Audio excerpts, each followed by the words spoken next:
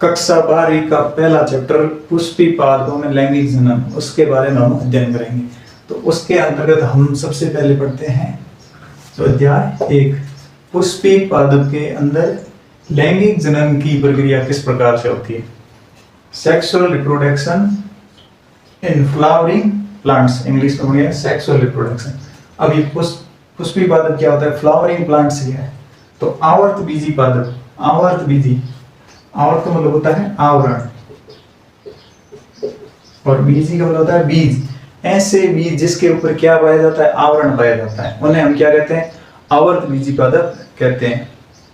अब लैंगिक प्रजनन किसे कहते हैं, लैंगिक प्रजनन एक नर युग्मक और दूसरा मादा युग्मक, दोनों युग्मक मिलके संलयन होके निषेचन की प्रक्रिया कहते हैं।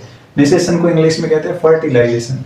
तो दोनों युग्मक मिलकर फर्टिलाइजेशन की प्रक्रिया करते हैं और फर्टिलाइजेशन के द्वारा भ्रूण का निर्माण होता है। भ्रूण को कहते हैं एम्ब्रियो।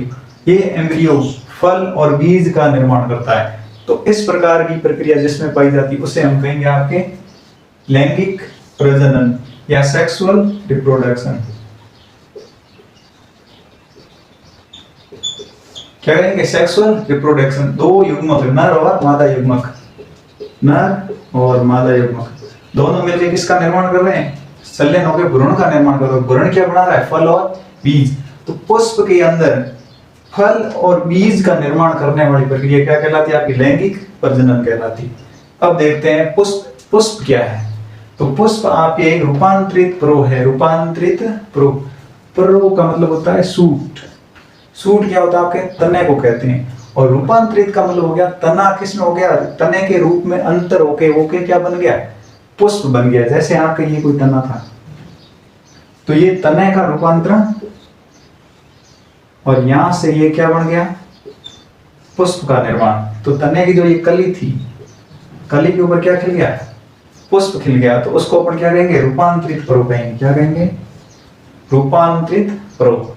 अब आते हैं आपके पुष्प का दूसरा पॉइंट, दूसरा सबसे इंपॉर्टेंट पॉइंट है लैंगिक संरचना। पुष्प के अंदर दो लैंगिक संरचना पाई जाती है। कितनी, दो लैंगिक संरचना। पहली लैंगिक संरचना को बोलते हैं नर लैंगिक संरचना और दूसरी होती है आपकी मादा लैंगिक संरचना। तो नर लैंगिक संरचना नर युग्मक का निर्माण करती है, मादा लैंगिक संरचना आपके मादा युग्मक का निर्माण करती है। और यही दोनों युग्मक मिलकर संलयन की प्रक्रिया करते हैं और फिर करते हैं भ्रूण का निर्माण। और ये भ्रूण आपके फल और बीज का निर्माण करता है। अब यह नर लैंगिक जो संरचना है वो पुष्प के अंदर, उसको क्या कहते हैं, उसको कहते हैं पुमंग।